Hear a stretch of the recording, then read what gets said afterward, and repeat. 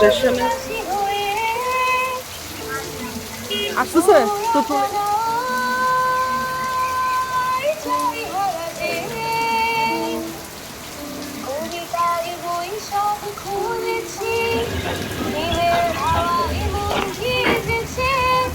জানালার পাশে চাপা মাধবী বাগান বিলাসী হেনা খুঁজেছে কবিতার বই সব খুলেছি হিমেল হাওয়ায় মন ভিজেছে জানালার পাশে চাপা মাধবী বাগান বিলাসী হেনা দুলেছে আজ কেন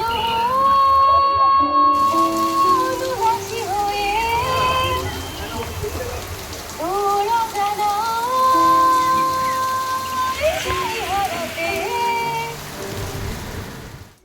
আসসালামু আলাইকুম, ওয়েলকাম টু মাই চ্যানেল। আগের দুটো পর্বে ঝাউতলার পাহাড়তলি নিয়ে পথ চলাটা আপনারা যেভাবে ভালোবেসেছেন, সত্যি আমি অভিভূত। পাহাড়তলির সেই রহস্য আর মানুষের ব্যস্ততা পার হয়ে আজ চলে এসেছে একেবারে স্টেশন সিরিজের শেষ পর্বে, যেখানে রয়েছে ধামাকা ধামাকা ধামাকা। আপনাদের নিয়ে যাব অনেক রহস্যের বেড়াজালে, যেখানে দেখতে পাবেন আসলে কি এইসব হয়, হল্ট স্টেশনগুলোর কাজ কি, জংশনের মাঝখানে এরা কি করে, সব নিয়ে থাকছে আজকের পর্বে। আরও থাকছে বিশ্বের একমাত্র ট্রেনের ক্যাম্পাস চট্টগ্রাম বিশ্ববিদ্যালয়। এর আনাচে কানাচে যে কি লুকিয়ে আছে বলার অপেক্ষা নেই। চলে আসছি সিআরবিতে, যেটা রেলের হৃৎপিণ্ড। কি ঘটে এখানে, চলুন আজকের ব্লগে।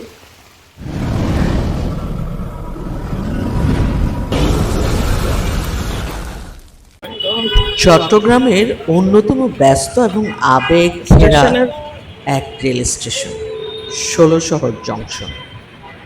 এটাকে জংশন বলার অনেক কারণ আছে। রেল লাইনগুলো বিভিন্ন গন্তব্যে ভাগ হয়ে গেছে, নাজিরহাট, দোহাজারী, আবার প্রধান স্টেশন এবং কক্সবাজার লাইনের সাথেও সম্পৃক্ত।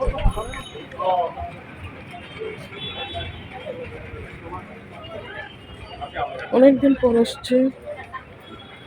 এই স্টেশনে শুধু ছাত্রছাত্রীরা নয়, হাজার হাজার সাধারণ মানুষ, অফিসগামী, চাকরিজীবী, ছোট ব্যবসায়ী, দিনমজুর, অনেক মানুষের ট্রেন আসবে কখন? চলাচল। আরেকটা 11টারটা আসতেছে তো, চলে গেছে বললো যে।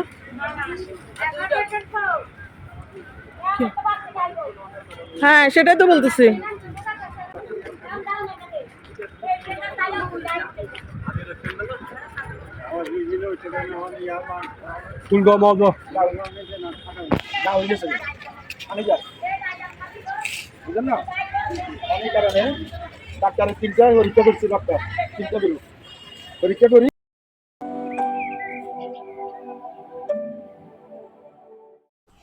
ষোলো শহরের প্রাণ কিন্তু ঐতিহ্যবাহী শাটল ট্রেন, যেটার নাম আসলেই চট্টগ্রাম বিশ্ববিদ্যালয়ের কথা মনে পড়ে, আর তাদের সাথে সম্পৃক্ত ছাত্রছাত্রীরা। ট্রেন আসলে 11টা না, এটা বন্ধ করে দিচ্ছে কেন জায়গাটা? অনেকদিন পর আসছে তো সেজন্য। এখানকার রিক্সা চালক, হকাররা এবং আশেপাশের বস্তিদের নিয়ে গড়ে উঠেছে শহরের ভিতর অন্য একটি ছোট্ট শহর। সারা বিশ্বে একমাত্র চট্টগ্রাম বিশ্ববিদ্যালয়ে শিক্ষার্থীদের জন্য এরকম শাটেল ট্রেনের ব্যবস্থা রয়েছে, যেটা অন্য কোথাও নেই। বগির লোহ কপাটে চাপড় মেরে গান আর আড্ডায় মেতে ওঠা হাজারো তরুণের আনন্দ, বেদনার, প্রেম আর বন্ধুত্বের প্রথম সাক্ষী কিন্তু এই ১৬ শহর জংশনে। ছেড়ে দিচ্ছি, এখন আমি 11:30-এ আছি। দেখা যাক ট্রেনটা পাবো, এটাই হচ্ছে অনেক বড় বিষয়।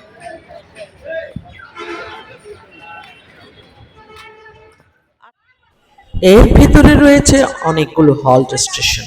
হল্ট স্টেশনটা কি? যেখানে আসলে কোনো প্রকার অফিস নেই, কাউন্টার নেই, স্টেশন মাস্টার নেই, শুধু গাড়ি থামে আর উঠে, এটাই। হল্ট স্টেশনগুলো এক প্রকার নীরবে নিভৃতে যাত্রীদের সেবা দিয়ে যায়। এরকম 4টি হল্ট স্টেশন রয়েছে। একটু পেছনের দিকে তাকালেই ঝাউতলা স্টেশনটি, এটা এক প্রকার হল্ট স্টেশন বলা যায়। এখানে যাত্রী উঠে আর নামে। বাই দ্য ওয়ে, 16 জংশনে কিন্তু অনেকগুলো কাউন্টার আছে। এটা একটা বিশ্রামাগার এবং বেশ পেন্টিং, এটা আমি আমার সময়কালে অবশ্য দেখিনি, নতুনভাবে করা হয়েছে। এই যে চারপাশের মানুষজন বলেছিলাম না, যে এখানে রিক্সা চালক, হকার, শ্রমজীবী এবং শুধুমাত্র ছাত্রছাত্রী তা নয়, বিভিন্ন ক্যাটাগরির। আরও দেখেন, পশু পাখির মধ্যে যদি বলি, কুকুরের অসম্ভব উপদ্রব এই জায়গাটিতে। আমার মনে হচ্ছে সকলের সাথে এরাও ভ্রমণে ব্যস্ত। যাই হোক, আমার খুব ইচ্ছে ছিল যে বিশ্রামাগারে একটু ঢুকবো, বসবো, কিন্তু শট নেওয়ার কারণে আর এদিকে বসা হয়নি। চারপাশে ভীষণ কোলাহল, সবাই দাঁড়িয়ে গল্প করছে। আমি যে শটটা নিচ্ছি সেদিকে কিন্তু কারো তাকানোর সময় নেই। এই জায়গার মানুষগুলোর বৈশিষ্ট্য হচ্ছে এমনই। আসলে কি এখানকার অন্যান্য মানুষগুলোর বৈশিষ্ট্য এটি? মোটেই না। এটা হচ্ছে এখানে যে ভার্সিটির যে স্টুডেন্টরা থাকে, তাদের যে আচার আচরণ বা তাদের যে সংস্পর্শে তারা যখন এখানে দাঁড়ায়, তখন তাদের মধ্যে ওদের একটা প্রভাব পড়ে যায় আমার ধারণা। কারণ চট্টগ্রাম বিশ্ববিদ্যালয়ের যারা পড়াশোনা করে, তাদের জীবনবোধের ধারণাগুলোই থাকে অন্যরকম। যাই হোক, এটা হচ্ছে যার যার ব্যক্তিগত অভিমত, মিলতে পারে, নাও মিলতে পারে। বাই দ্য ওয়ে, সবাই আমরা অপেক্ষা করছি 11টার ট্রেনটি আসছে কবে। আমার তো শর্ট নেওয়ার তাড়া, অন্যদের অনেক কাজ, পড়াশোনা, চাকরি। এই ছেলেগুলো কি করছে এটা নিয়ে একটা গবেষণা চলছিল তখন। ছেলেগুলো অনেকক্ষণ ধরে পাথর ভাঙছে। একটা কথা আছে কিন্তু, রেলে পাথর মারার একটা নাকি অভ্যাস আছে। কেন পাথর ভাঙছে, এই বিষয়টা নিয়ে আসলে একটু নজর দেওয়া উচিত। কেন পাথর ভাঙছে তারা? শট নিতে নিতে পুরো একটি শহরকে মনে হচ্ছে আমার ক্যামেরায় নিয়ে এসেছি। অদ্ভুত লেগেছে যখন আমি পরে শটগুলো দেখেছি। এই যে তাদের শটগুলো নিচ্ছিলাম, ভয় লাগছিল যে তারা আবার কি বলে ওঠে, কি ব্যাপার, কেন নিচ্ছেন ভিডিও। এমন কিছুই ঘটেনি। এটা হচ্ছে বুকিং অফিস এবং চারপাশে মানে অদ্ভুত রকমের প্রশান্তি, বৃষ্টি ভেজা সময় এবং চারপাশে মানুষজন এমনভাবে বিস্তার করে আছে, অনেক কোলাহলের মাঝেও শান্ত একটি পরিবেশ। Oh my God, কুকুরকে তো আমি বড় ভয় পাই, এখানে কুকুরের অনেক বেশি উপদ্রব। কতদিন পর 16 স্টেশন, এত কুকুর কেন এখানে?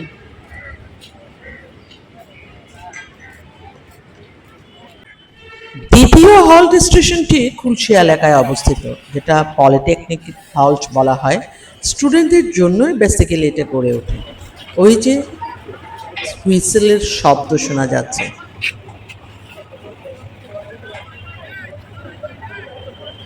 ট্রেনের সাথে হয়তো খুব একটা যাওয়া হয়নি, বাসে যাওয়া তো। বাসা থেকে দূরে এই জন্য। না, বাসা থেকে দূরে না, মানে অত সময় নাই ট্রেনে বসে, আর জ্যাম বেশি থাকে। জ্যাম বেশি থাকে, সেজন্য তবুও যেতাম মধ্যে মধ্যে যখন ফ্রেন্ড সার্কেল থাকতো। বেশিরভাগ বাস জার্নি ছিল আমার। বাস অনেক রাশ থাকে, যেতেও লেট হয়। আজকে ট্রেনে গেলে তো পৌঁছাতে পৌঁছাতে অনেক সময়।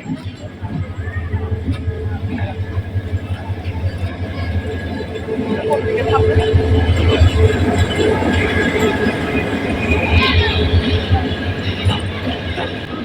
এই ট্রেনে ওঠা কতটা বিড়ম্বনাময় সেটা আসলে বলার অপেক্ষা নেই।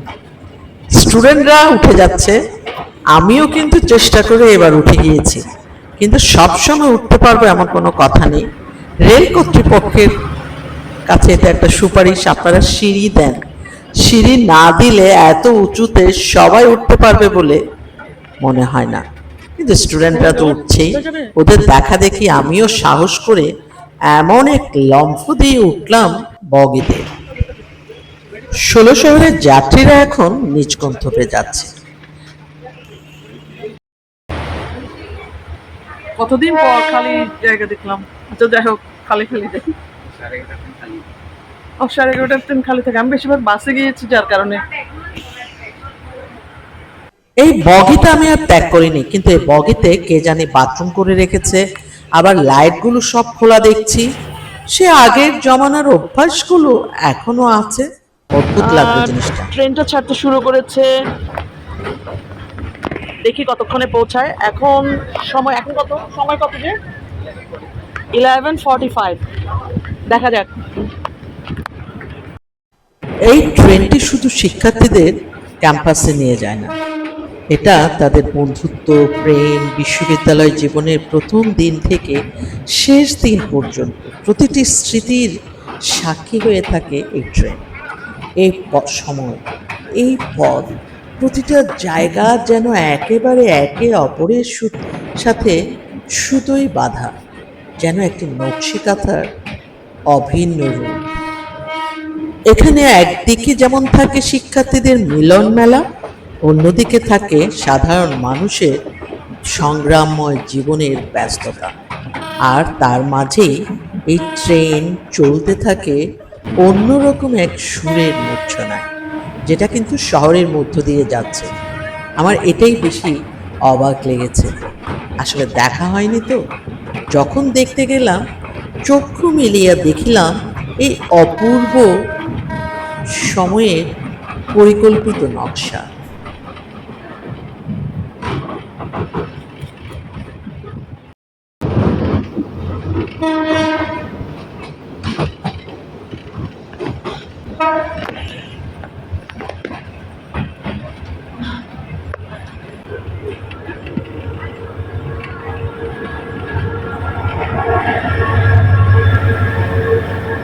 এটা কোন ট্রেন? এটা ক্যাম্পাসে, আচ্ছা 11টায় যেটা ছাড়ছে। হ্যাঁ হ্যাঁ, সেটাই সেটাই। আচ্ছা আচ্ছা আচ্ছা। ও কোন স্টেশন ভাইয়া? আপু এটা কোন? হ্যাঁ, ক্যান্টনমেন্ট স্টেশন, কিন্তু স্টেশন তো দেখা যাচ্ছে না। হ্যাঁ, আমার তো স্টেশন লাগবে। ও, স্টেশনের নামটা লেখা নেই কেন? চট্টগ্রাম বিশ্ববিদ্যালয়ের ঠিক লাগোয়া আরও একটি হল্ট স্টেশন রয়েছে, যেটা জোবরাতে অবস্থিত। এটি শাটল ট্রেনের শেষ সীমানা বা টার্মিনালগুলোর একটি। প্রতিদিন হাজার হাজার শিক্ষার্থীর যাতায়াতের সাক্ষী শান্ত মনোরম জোবরা হল্ট। সেটা দেখানোর আসলে তেমন একটা সুযোগ হয়ে ওঠে। আমি মানে আমরা এটা ফতেবাদ না, ফতেবাদের স্টেশন, স্টেশনে দিচ্ছে না নাকি? ও, আমি তো ফতেবাদ স্টেশন, ওই আসছে আসছে আসছে। এটি ফতেয়াবাদ জংশন। এর আগে রয়েছে চৌধুরীহাট হল্ট স্টেশন। এটা একেবারে ছোট, যা স্থানীয় সাধারণ যাত্রীদের যাতায়াতে সাহায্য এটা হচ্ছে করে। ফতেবাদ স্টেশন। যদি আমি বৃষ্টিতে এই স্টেশনগুলো যে কি লাগছিল, দাঁড়িয়ে থেকে দুই একটা ছবি শট নিতে পারলে ভাল লাগতো, কিন্তু এটা পসিবল নয়। তবুও যা নিয়েছি।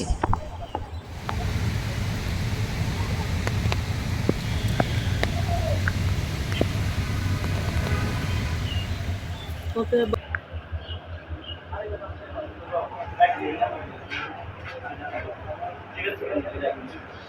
কারণ আমাকে তো শহরে পৌঁছাতে হবে, এখন এক্সাম চলতেছে। হ্যাঁ, লিজ দেওয়া না, কিন্তু লিজ দিব না, এটা আসলে আমি করতেছি। হ্যাঁ, এটা আমার মানে এটাই আমার টার্গেট। দেখি না, কিছু বলার নাই, আসলে ভাষা নাই।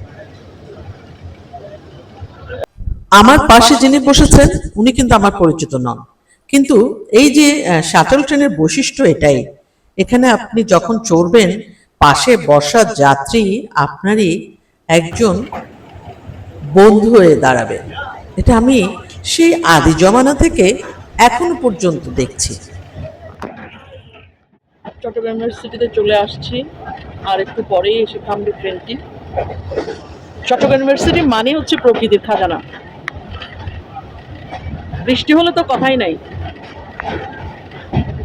বৃষ্টিতে দেখেন গাছপালাগুলো কেমন সতেজ আর সবুজ। এই যে ট্রেনের কালারটিও কিন্তু এই প্রকৃতির সাথে মিশে আছে। অসাধারণ এক অনুভূতি। প্রথমত ট্রেনের হুইসেলটা কিন্তু বেশ লাগছে।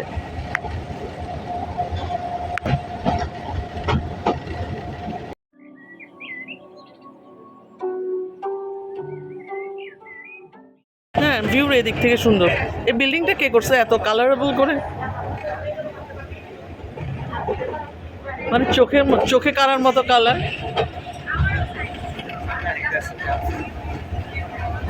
এটা আমি এর আগে আসছে দেখি নাই। সুন্দর না? ওয়াও।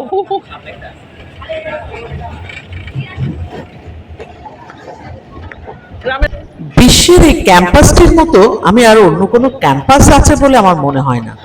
যত আপনি ক্যাম্পাসের সন্নিকটে যাবেন তত আপনি অবাক বিস্ময়ে এখানে বিস্মিত একটা হবেন। পাম বাগান ছিল না? পাম বাগানটা আছে? হ্যাঁ হ্যাঁ, আমি একবার গিয়েছিলাম, তাও সেখানে আমার এক স্টুডেন্টের মাধ্যমে। হ্যাঁ, ভার্সিটির ভিতরেরটা। ওটা কি নিরাপদ? নিরাপদ এখন?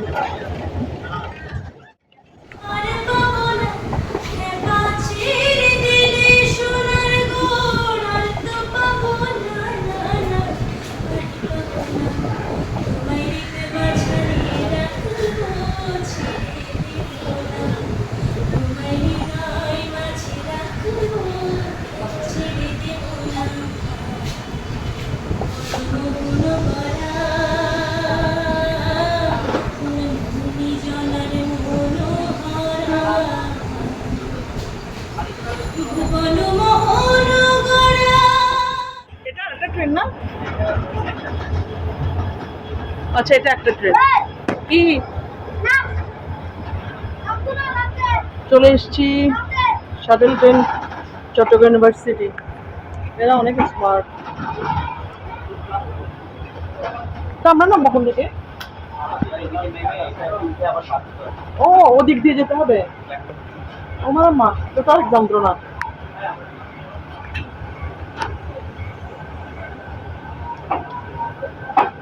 ও, এদিক দিয়ে উঠে ওদিকে নামবো যে।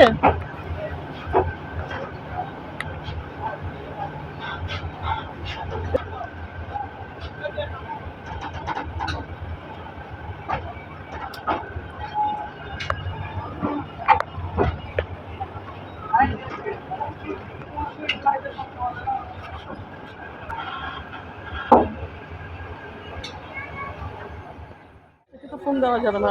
প্রায় 7 থেকে 8 মাস পর স্টেশন আসলেও অন্যান্য জায়গায় ঘোরা হয়, স্টেশনের দিকে একটু কম আসা হয়। পড়াশোনাকালীনও আমি স্টেশনের দিকে কমই থাকতাম, কারণ আমার দৌড়ের অভ্যাস বেশি। এই আড্ডা মেরে যাওয়ার সময়কাল ছিল কম। যাই হোক, এখানে বেশ আয়োজন। চলুন প্রতিটি সময়কে হ্যাঁ, রেহানুমা, উপভোগ ওয়ালাইকুম করি। সালাম। আমি এখানে স্টেশনে আমার ইয়ে আছে, পরীক্ষার ডিউটি আছে। আমি বের হয়ে যাব। শুধুমাত্র এই স্টেশনের শর্টটি নিতে আমি এসেছিলাম, কারণ আজকে অত সময় নেই আবার একটু চক্কর মারা। কিন্তু আমার এক স্টুডেন্ট আমার সাথে দেখা করবে বলে একটু দাঁড়াতে বলছে। ও ক্যাম্পাস থেকে আসতে একটু সময় নিচ্ছে, তো আমারও তারা, ওরও দেখার ইচ্ছে।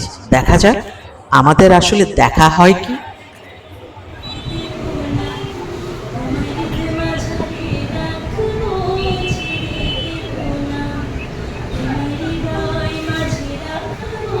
চট্টগ্রামে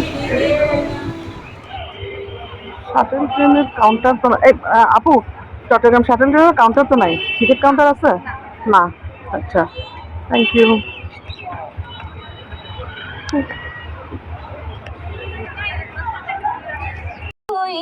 ফুল শাখাতে দিশলে আজি দোল, আজও তার ফুল কলিদের ঘুমটোটে তন্দ্রাতে বিলোল।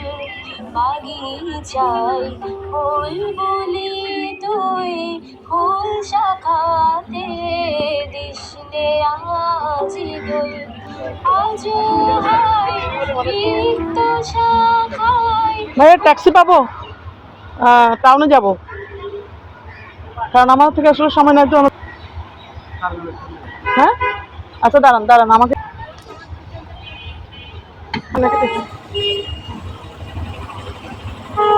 ভাইজান টাউনে যাবেন? কতটুকু যাবেন? নতুন পাড়া কত নেবেন? 100 টাকা নেন না? আচ্ছা তাহলে বসেন, আমি যাব।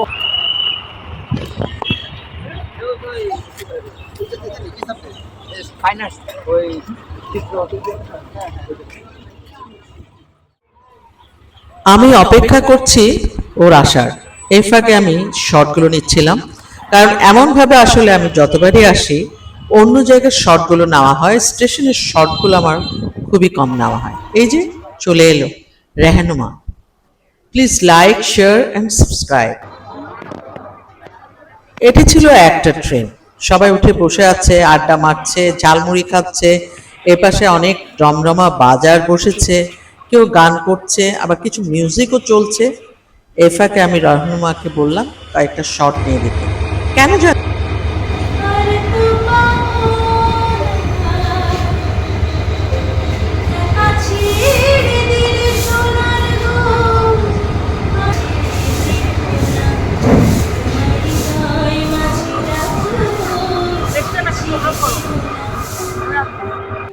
এখন বলো কিছু খাবে?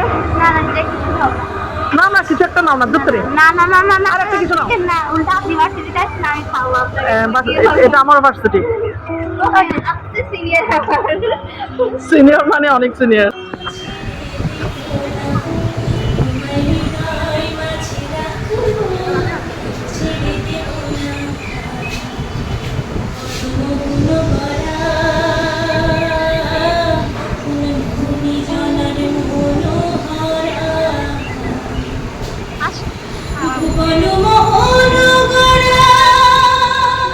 ট্যাক্সি পাওয়া যায়নি, রিক্সা নেমে মেইন রোডে যাচ্ছি, একটা ট্রেনও ধরা যায়নি, কারণ আমার 1:30টার মধ্যেই পৌঁছাতে হবে। আপাতত গুড বাই প্রিয় ক্যাম্পাস, প্রিয় এই পথ।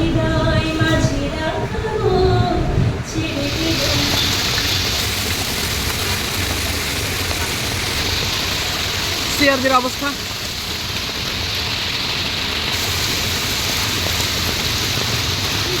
পুরো ভিজে তো গেলামই। স্টেশনের সীমানা ছাড়িয়ে এখন রেলওয়ের হৃৎপিণ্ডে।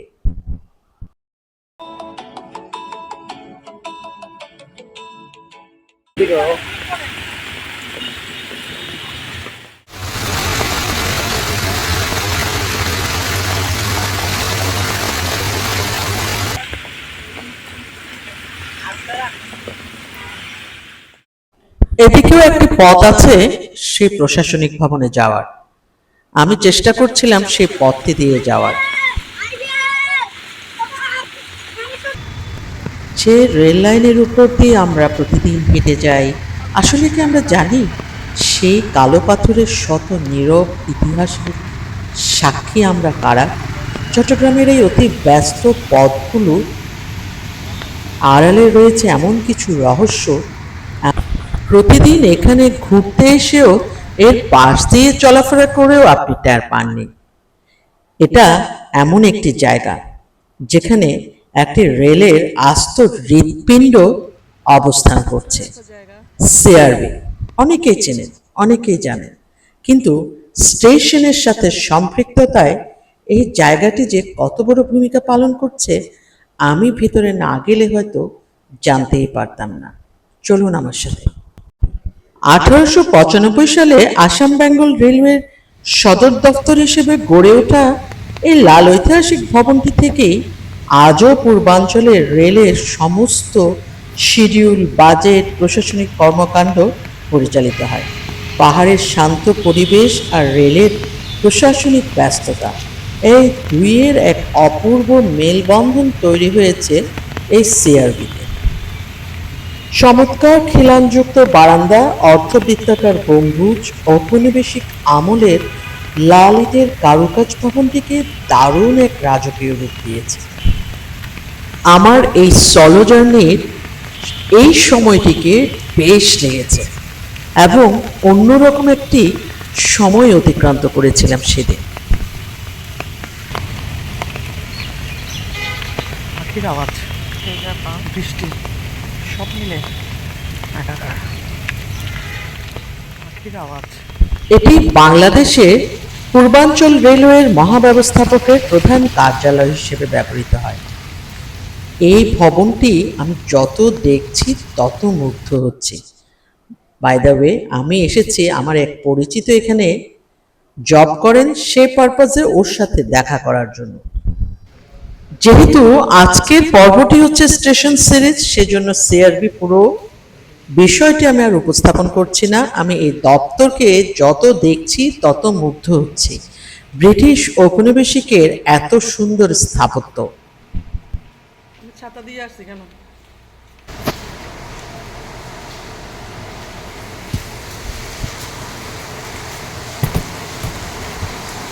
ও মাই গড,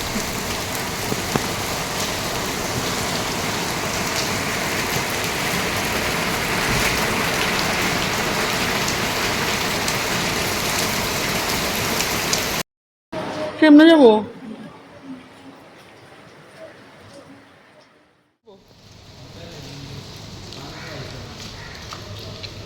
একটু রাখেন। কুকুর এখানে। আমি যাচ্ছি বাইরের অফিসটাতে। এরিয়াটা অন্যরকম, যেহেতু আমি ইতিধরকে খুঁজতে আসছি।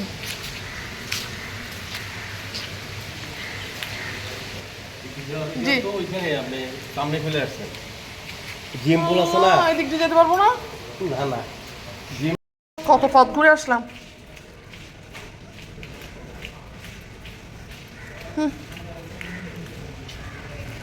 আরে মা রে মা,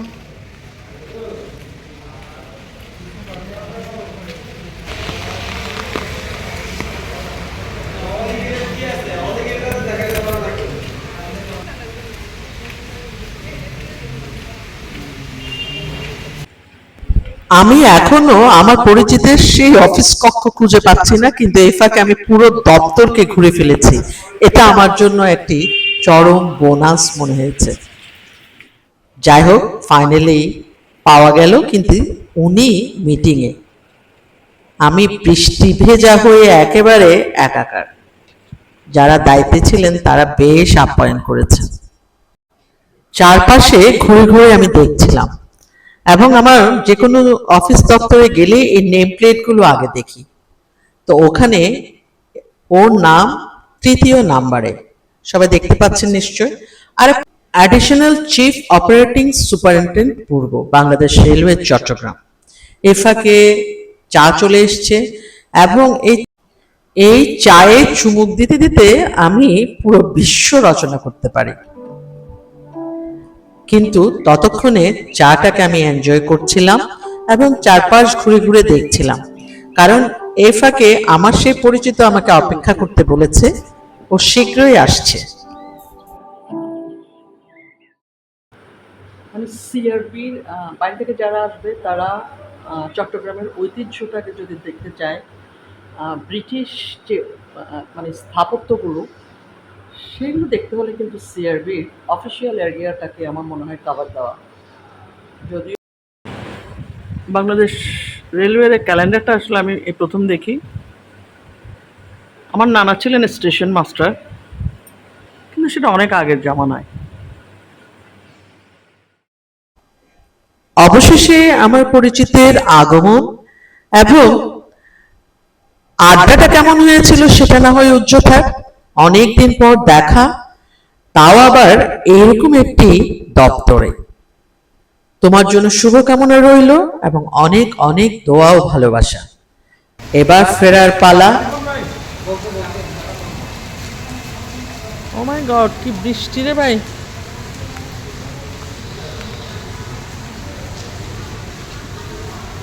ব্লগ তৈরির এই সিরিজটি করতে গিয়ে কত অজানাকে জানা হলো, কত কিছু শেখা হলো, এটাও কম প্রাপ্তি নয়। আসসালামু আলাইকুম। আমি কি চিনি চিনি মনে হচ্ছে? ও, চিনছিলাম। চট্টগ্রাম শহরের এতগুলো অজানাকে জানতে পেরে বেশ ভাল লাগছে। আপনাদের কেমন লাগলো অবশ্যই জানাবেন। এর পরের পর্বে আপনারা কোন ধরনের সিরিজ দেখতে চান জানাতে ভুলবেন না। বিদায় নিচ্ছে সিআরবি। দেখা হবে আবারও অন্য কোনো ব্লগে। সবাই ভালো থাকুন, সুস্থ থাকুন, নিরাপদে থাকুন, ব্লগের সাথেই থাকুন। আল্লাহ হাফেজ। তোমারই প্রেমাঝারি গাথবো, ছেড়ে দেব না, তোমারই গান